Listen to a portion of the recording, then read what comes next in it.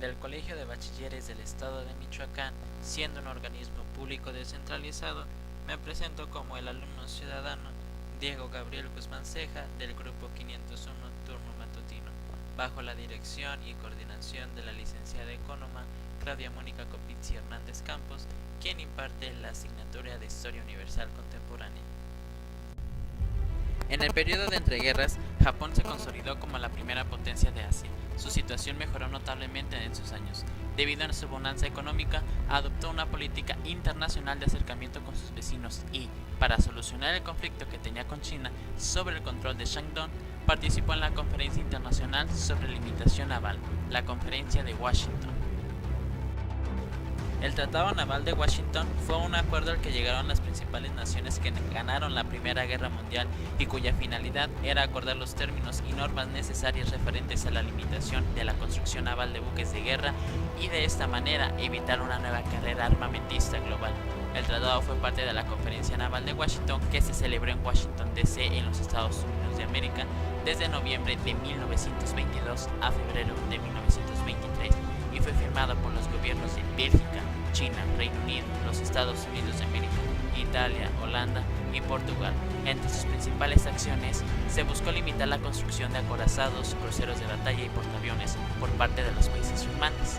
Los buques de guerra comprendidos entre otras categorías como portaaviones, cruceros y destructores submarinos no estuvieron limitados por el tratado en cuanto al número, pero sí al desplazamiento máximo de los primeros, que no debía superar las 10.000 toneladas. Cuando se inició la Gran Depresión de 1929, Japón padeció más que otros pueblos asiáticos. El elevado crecimiento de la población y la crisis agravaron el desempleo y el hambre. Como consecuencia, la gente empezó a apoyar a los militares, pensando en que la única manera de salvar al país de la bancarrota era la conquista de nuevos territorios. Los nacionalistas fueron cobrando poder y culparon de lo ocurrido al capitalismo occidental. La crisis les dio el pretexto que buscaban para rechazarlo. El primer año de la década de 1930 constituyó el periodo más compulsivo de la historia de Japón. El sentimiento nacionalista desembocó en la llamada Rebelión de los Jóvenes Oficiales el 15 de mayo, cuyo fracaso sirvió para la consolidación del ejército como institución política y de la facción Tosei-ha, Escuela de Control, integrada por los soldados ultranacionalistas que estaban a favor de la guerra con China, como los generales Nagata, Ayase, Terauchi y Toho Hideki. Los comunistas también fueron derrotados y los políticos relegados a un segundo plano. Sufrieron la persecución, en especial aquellos que promovían las relaciones amistosas con Estados Unidos y Gran Bretaña. Para evitar una crisis mayor, el 3 de junio de 1937, el emperador Hirohito encargó el gobierno al príncipe Fuminaru Konoye, quien anunció la adopción de una nueva estructura nacional al fin de modernizar la nación. A comienzos de 1940 fueron disueltos los partidos políticos y su lugar lo ocupó la Asociación para la Asistencia a la Autoridad Imperial, basada en un sistema unipartita que proponía la unificación de todo el esfuerzo burocrático y político en torno a los objetivos imperiales. Además, se aplicó la doctrina de la sociedad patriótica, mediante la cual se militarizó la vida pública, se decretó la enseñanza de tácticas de combate a los niños desde temprana edad y se obligó a los jóvenes de educación secundaria y de bachillerato a cumplir con un servicio militar obligatorio. Si Japón no adoptó un régimen totalitario en forma oficial, como lo hicieron Italia y Alemania, los militares aplicaron un esquema similar, con una marcada tendencia al expansionismo militarista.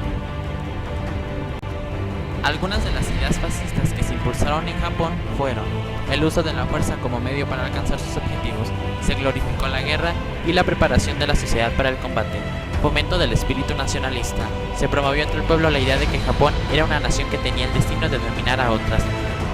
El gobierno estimuló el orgullo patriótico con la finalidad de obtener la aprobación popular para conquistar nuevos territorios. El gobierno japonés quería que la economía se organizara de tal manera que pudiera costear las empresas militares de la nación. En un esfuerzo por lograr este objetivo, dispuso una ley en 1933 por lo que podía intervenir, incluso administrar, la industria nipona. La idea de la superioridad racial, por ejemplo, un ministro nipón afirmó en 1938 ante el parlamento de su país que era preciso hacer comprender a los chinos que eran inferiores en cultura y en armamento. El Estado predomina sobre el individuo. El gobierno debe ejercerlo una élite. Militares. Rechazo a los principios de la democracia occidental. culto a la personalidad del emperador.